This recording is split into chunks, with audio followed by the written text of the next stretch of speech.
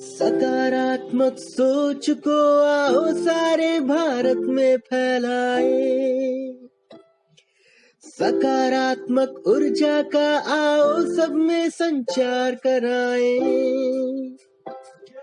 ऐसा ना हो कि हम अपनी जिम्मेदारी भूल न जाए, क्यों इंतजार करें हम किसी का, आओ एक मशाल जलाए। जय हिंद।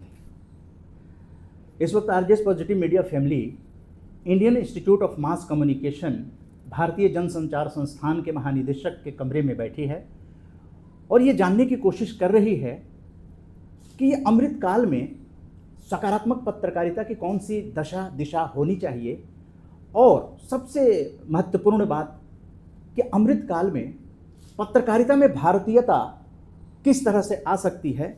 और प्रोफेसर डॉक्टर संजय द्विवेदी जी ने अमृत काल में भारत इतनी महत्वपूर्ण पुस्तक की रचना की है जो ये नई पीढ़ी तक, खास करके जो पत्रकारिता पढ़ रहे हैं या जो पत्रकारिता में कुछ अनुभव रखते हैं या जो शख्सियत हैं, आखिर ये अमृत काल क्यों कहा गया और अमृत काल में जो पत्रकारिता हो रही है उसमें भारतीयता के क्या मायने हैं। मैं बता दूं, प्रोफेसर संजय द्विवेदी जी जिन्होंने आरजेएस पीबीएच राम जानकी संस्थान पॉजिटिव ब्रॉडकास्टिंग हाउस का ऑनलाइन लोकार्पण किया और आरजेएस के राष्ट्रीय कार्यक्रम में 2022 के स्वतंत्रता दिवस के कार्यक्रम की शोभा बने थे, और हम लोग लगातार आरजेएस पॉजिटिव मीडिया फैमिली मार्गदर्शन लेते रहते हैं। तो सर, आपका बहुत बहुत स्वागत है। बहुत धन्यवाद आप। और पत्रकारिता में खास करके सकारात्मक पत्रकारिता करने वाले जो 8 साल से ये पॉजिटिव मीडिया का कैंपेन चल रहा है, जिसमें सोमेन कोले जी 8 सालों से कोलकाता से आकर राष्ट्रीय कार्यक्रम को अपना सहयोग प्रदान करते हैं, पूरे परिवार के साथ आते हैं, और हम लोग चाहते हैं कि एक ऐसी दिशा मिले कि पत्रकारिता में भारतीयता, भारतीयकरण आपने कहा था जब वेबिनार में आप आए थे, तो ये भारतीयता का मतलब क्या है? देखिए, मेरा मानना है कि आज़ादी के बाद हमें अपने जितने विषय हैं उन सब विषयों का भारतीयकरण करना है, क्योंकि जो हमारी पूरी शिक्षा व्यवस्था है, जो हमारी पूरी परंपरा है, आज़ादी के बाद हमें विरासत में जो कुछ मिला अंग्रेज़ों से, उसी के आधार पर हम काम कर रहे हैं। उन सब का भारतीयकरण करने की आवश्यकता है, सब क्षेत्रों का। जैसे आप हमारी लॉ की व्यवस्था है, प्रशासन की व्यवस्था है, राजनीतिक व्यवस्थाएं हैं, पुलिस की व्यवस्थाएं हैं, ये सारी व्यवस्थाएं जो है जैसी अंग्रेज बना के गए थे वही आज भी चल रही हैं। मीडिया के क्षेत्र में भी आप देखेंगे कि हमारे यहाँ संवाद और संचार की परंपरा है और उनकी पत्रकारिता की परंपरा है, क्योंकि मीडिया वहाँ से प्रारंभ हुआ, पत्रकारिता वहाँ से प्रारंभ हुई। तो उन्होंने मीडिया के उद्देश्यों को तय करते हुए ये तय किया, कुछ कॉन्फ्लिक्ट होगा, कुछ विवाद होगा, कुछ अशोभन होगा, कुछ गड़बड़ होगी तब खबर बनेगी, वरना खबर नहीं बनेगी। देखिए, हमारी परंपरा ऐसी नहीं, हमारी परंपरा संवाद संचार की परंपरा है, जहाँ हम लोग जो है सकारात्मकता के आधार पर काम करते हैं कि संवाद से कुछ निकलेगा। तो हमारी संचार संवाद परंपरा में सकारात्मक चीज़ों का विस्तार करना, सकारात्मक चीज़ों का प्रचार करना, और जो गलत चीज़ें उनको उस तरह से चर्चा न करना ताकि समाज में उसका गलत प्रभाव जाए। ये हमारी परंपरा रही। और हमारे आदि ऋषि जो नारद हैं, जिनको हम आदि संचारक भी कहते हैं, और वे पहले कम्युनिकेटर हैं दुनिया के, उन्होंने अपने संवाद और संचार के माध्यम से परंपरा रखी कि हमको जो भी काम करना है वह लोक मंगल के लिए करना है, लोगों के कल्याण के लिए करना है। हमारे उद्देश्य पवित्र होना चाहिए, और इस नाते पत्रकारिता का भारतीयकरण करने की ज़रूरत है, समाज का आध्यात्मिकरण करने की ज़रूरत है, और उसके माध्यम से हमें अपने संकटों का समाधान करना है। जो मूल्य पश्चिम ने हमें दिए हैं पत्रकारिता के, वो हमारे मूल्य नहीं है, ये हमको स्वीकार करना पड़ेगा। हमारे मूल्य हैं संवाद संचार से समाज की समस्याओं का समाधान करना, ना कि समस्याओं को और बढ़ा चढ़ाकर प्रस्तुत करना। जैसे हमारे यहाँ कुंभ की एक परंपरा रही है, कुंभ में ऋषि मुनि सारे देश से इकट्ठे होते थे, समाज की समस्याओं के बारे में चिंतन करते थे और समाज की समस्याओं का समाधान प्रस्तुत करते थे। वह समाधान जस का तस नीचे तक पर्कुलेट होता था उसी भाषा में। आप देखेंगे आज के कम्युनिकेशन की समस्या क्या है, आप मुझसे कोई बात कहेंगे, मैं इनसे कहूँगा, और वहाँ तक जब पहुँचेगी बात 5वीं हो जाएगी। पर उस समय जो कुंभ में चर्चा होती, जस की तस गाँव के लोगों तक पहुँची। इसलिए गाँव का व्यक्ति आपकी नज़र में निरक्षर है, पर वो अज्ञानी नहीं है, उसको सब ज्ञान है। मौसम का ज्ञान है, कृषि विज्ञान का ज्ञान है, लोकाचार का ज्ञान है, समाजशास्त्र को पता है उसको, और सब उसको पता है। क्योंकि जो ऋषि परंपरा से जो उसको प्राप्त हुआ वो जस का तस प्राप्त हुआ कि हमारा कम्युनिकेशन ऑर्डर कितना ताकतवर था, ये हमको पता चलता है। इसलिए हम इसको बार बार इस बात कह रहे हैं कि इसको भारतीयकरण करने की ज़रूरत है। मतलब भारत की जो संस्कृति है, सर्वे भवन्तु सुखिना जिस तरह से है, और जो हम लोग किताबों में, बचपन में किताबों में ख़ास करके देखा गया था कि जेंटलमैन का फ़ोटो होता था और वो जेंटलमैन जो है टाई कोट लगाया हुआ आदमी होता था। तो ये समझ में नहीं आता है कि ऐसी मानसिकता जब बचपन में डाली जाएगी तो फिर ये चीज़ें, अगर वो पत्रकार बनेंगे तो फिर उनको लगेगा कि जो किसान है हमारा, जो अपने परिवार के आदमी है, वो जेंटलमैन नहीं है। तो इस तरह की जो समस्याएं किताबों में आ रही हैं उसको कैसे पॉजिटिव वे में आगे बढ़ाया जा सकता है? ये कई सारे संकट जो है शब्द खड़े करते हैं। जैसे एक शब्द है नागरिक, जेंटलमैन की तरह एक शब्द है नागरिक, यानी जो नगर में रहता है वो कुछ विशेष है, और जो गांव में है, जंगलों में है, गिरिवासी है, वनवासी है, वो अज्ञानी और मूर्ख है। तो ये जो शब्द होते हैं ये कई बार भ्रम पैदा करते हैं। तो जो नागर बोध है या नागर चेतना है या नगर में रहने वाला व्यक्ति है वो कुछ विशेष होगा, गांव में रहने वाला व्यक्ति जो है कुछ जो है वो उससे थोड़ा दूसरे दर्जे का होगा, जंगल वाला उससे और नीचे होगा, पहाड़ वाला उससे और नीचे होगा। ये जो हमने बना रखा ये ठीक नहीं है। इसलिए हम मनुष्य मात्र की मुक्ति की बात कहते हैं। हम शहरवासी, नगरवासी, ग्रामवासी ऐसा बांट कर नहीं देखते। भारतीय संस्कृति जो है वो होलिस्टिक अप्रोच में, समग्रता में विचार करती है। वो नगर, गांव, जंगल, गिरिवासी, वनवासी उनको अलग अलग नहीं करती, वो सब मनुष्य एक हैं। मंदिर भोसले कहती है मनुष्य बनो, सबको मनुष्य बनने का संदेश देती है। इसी बात को बाद में गालिब ने भी कहा, यूँ तो मुश्किल है हर काम का आसान होना, आदमी को मैसर नहीं इंसान होना।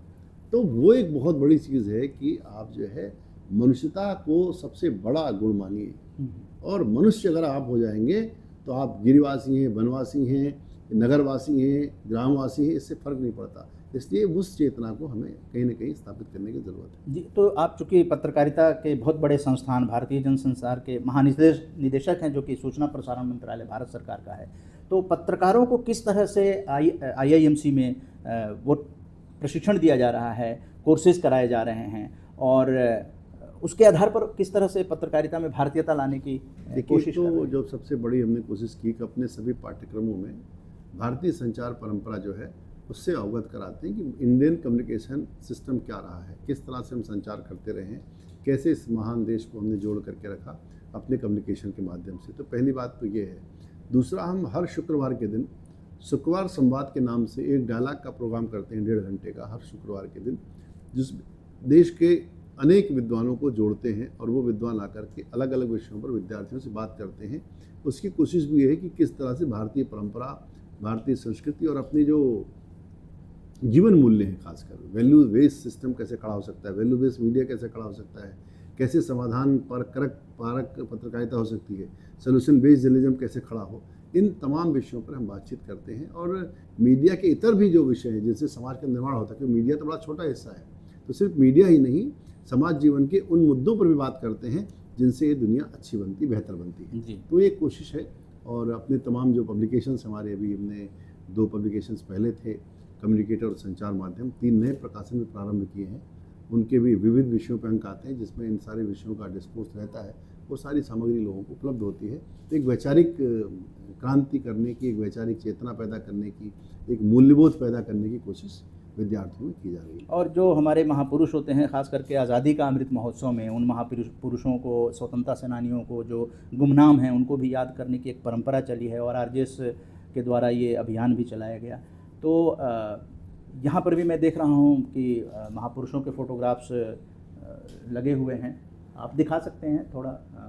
यहाँ अटल बिहारी वाजपेयी जी हैं, लाल बहादुर शास्त्री जी हैं, और आपके मदन मोहन मालवीय जी, डॉक्टर अंबेडकर, विवेकानंद जी, और जी हाँ, नेताजी सुभाष चंद्र बोस, महात्मा गांधी, और अपने प्रधानमंत्री और राष्ट्रपति, सभी लोग यहाँ पर शोभायमान हैं।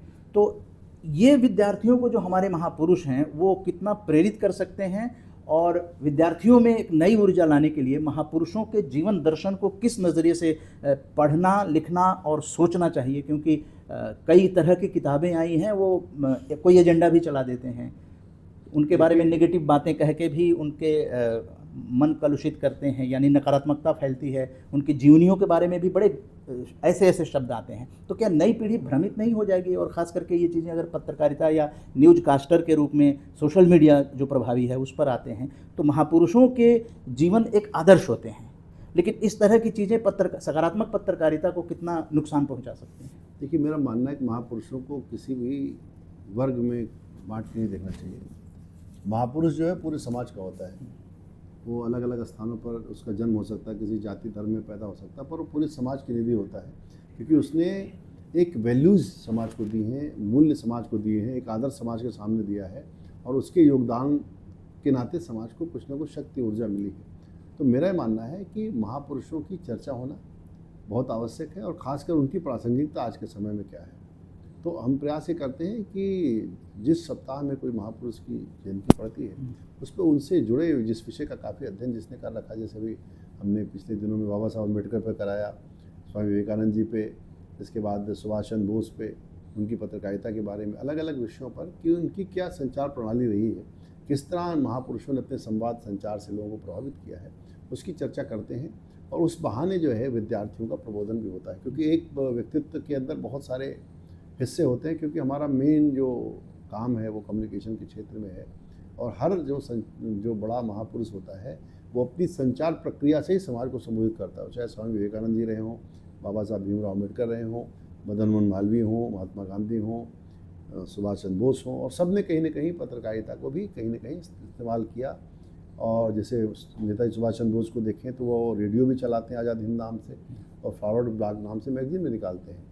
मदन मोहन मालवीय स्वयं बहुत बड़े संपादक थे, उन्होंने हिंदुस्तान पत्र का संपादन भी किया, लीडर के भी संपादक रहे।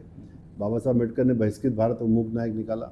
तो कोई भी ऐसा बड़ा महापुरुष नहीं होता दिखता हमें जिसने पत्रकारिता और कम्युनिकेशन का इस्तेमाल नहीं किया।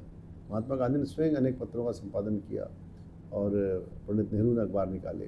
तो महापुरुषों को जब हम देखते हैं, अटल बिहारी वाजपेयी जिनका जिक्र आपने किया, अटल जी स्वयं स्वदेश वीर अर्जुन राजधर्म के संपादक रहे। तो सब महापुरुषों ने कम्युनिकेशन को एक बहुत महत्व दिया, और कम्युनिकेशन के माध्यम से, संचार के माध्यम से, संवाद के माध्यम से, अपनी पत्रकारिता के माध्यम से समाज परिवर्तन का प्रयास किया। लोकमान्य तिलक को हम याद करते हैं। लोकमान्य तिलक स्वयं केसरी जैसे बड़े अखबार के, मराठा जैसे अंग्रेजी बड़े अखबार के संपादक रहे। ऐसे महापुरुषों को हम याद करते हैं, और उनकी पत्रकारिता में जो उनका संदेश है, उस समय वो क्या बातें कह रहे थे और क्यों कह रहे थे, और किस स्तर पर वो जाकर समाज से संवाद कर रहे थे, इसका पूरा हम लोग प्रयास करते हैं कि अपनी परंपरा से विद्यार्थियों को अवगत कराएं।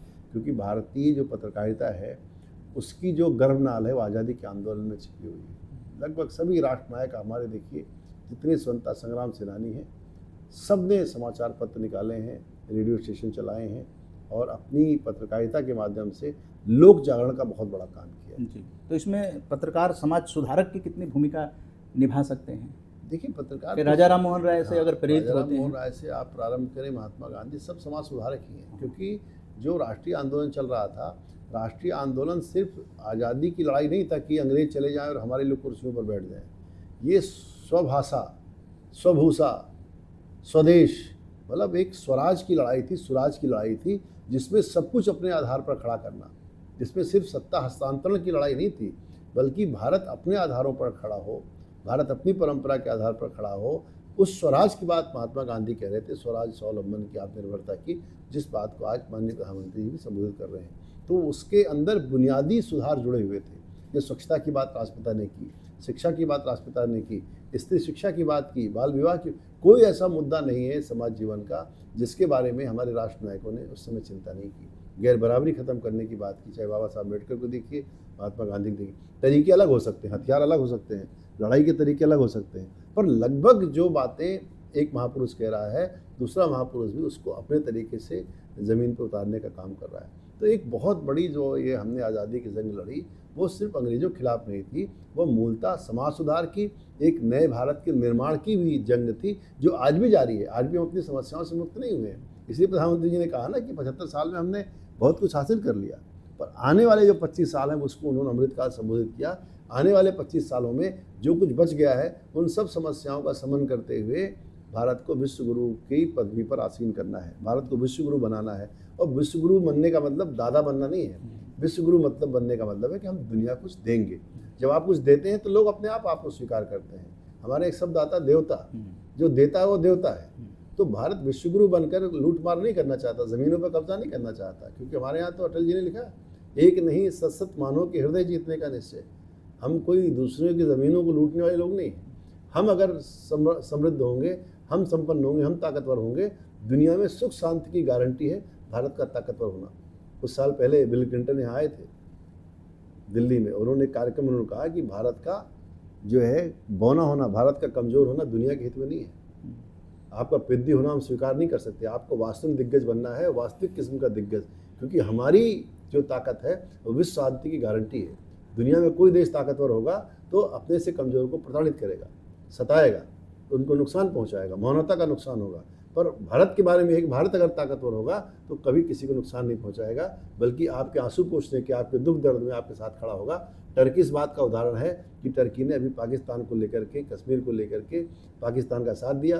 कश्मीर के मुद्दे पर हमेशा भारत का विरोध किया, पर टर्की में जब दुर्घटनाएं हुई, तूफान आया, तो सबसे पहले भारत की मदद वहाँ पहुँची।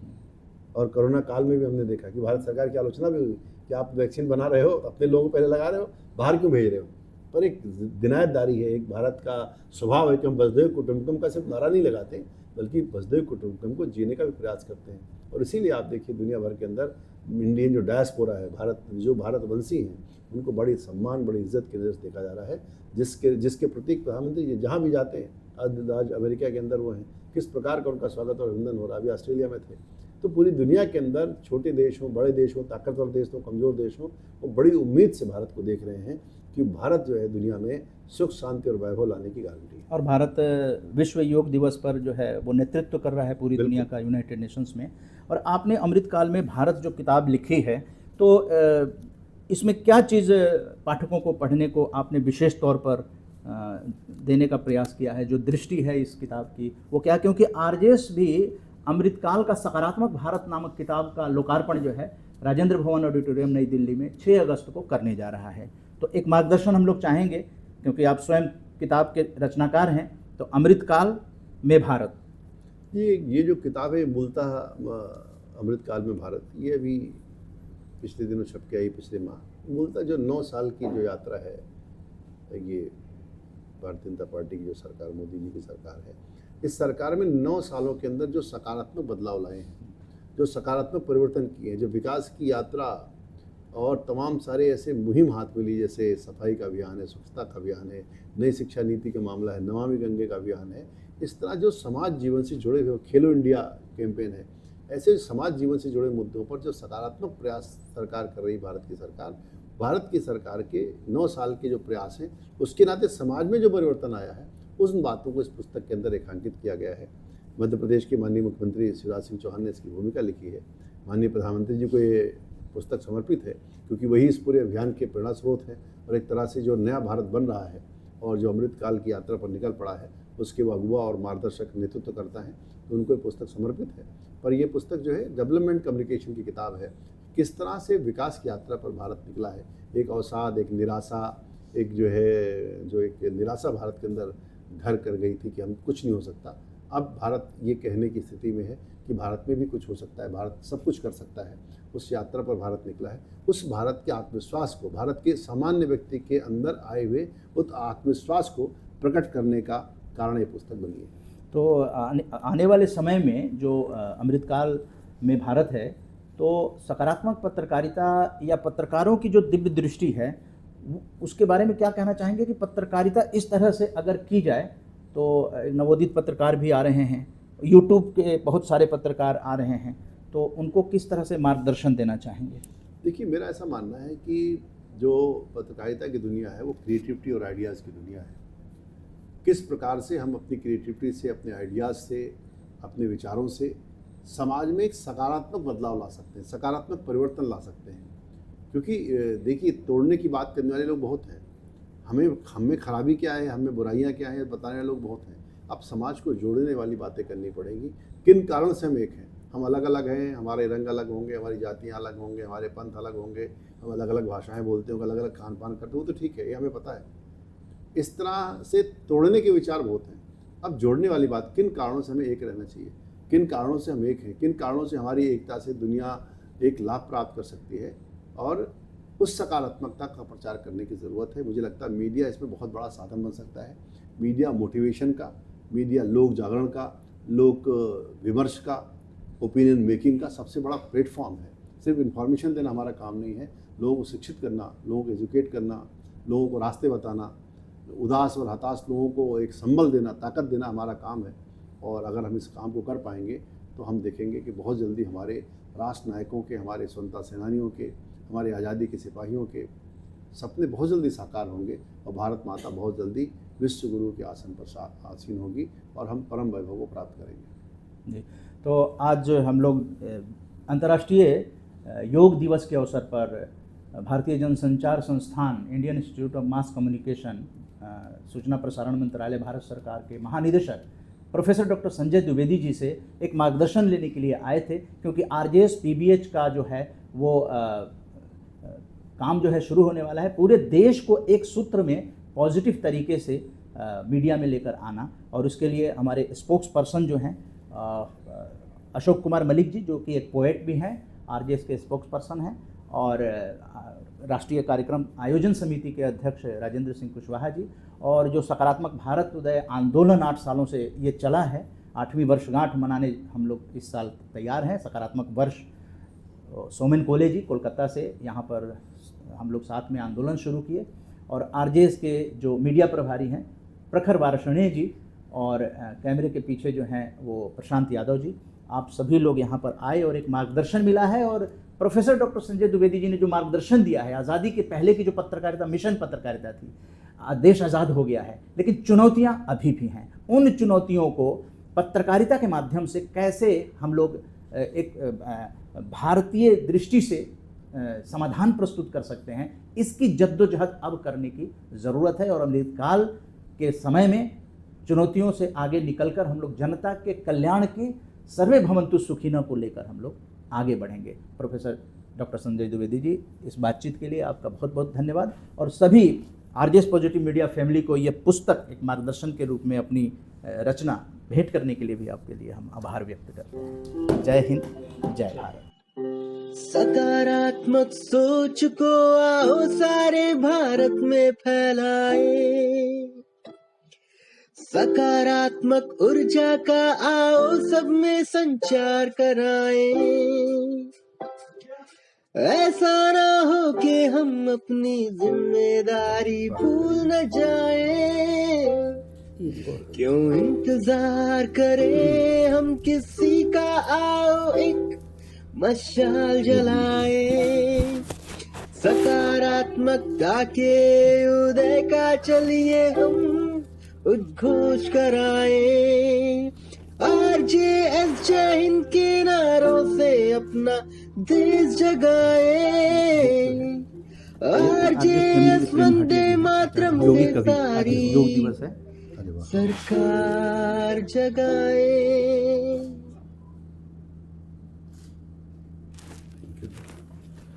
जी, आप इधर आइए भाई, जरूर आइए, एक ही आते हैं, आ जाइए।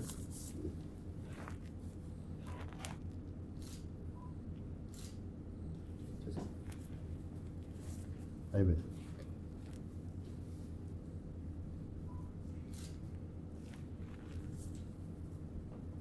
आइए सर।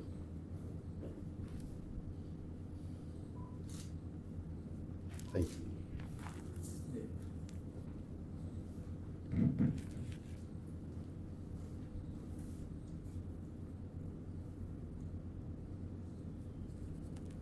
हो गया?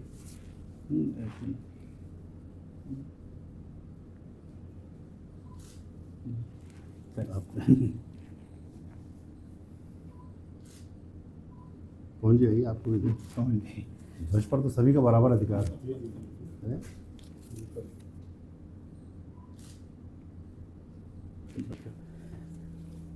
आरजेएस फैमिली की ओर से पवन जी मुख्य वक्ता थे मारवा इंस्टीट्यूट में, बहुत अच्छा कार्यक्रम लगा था।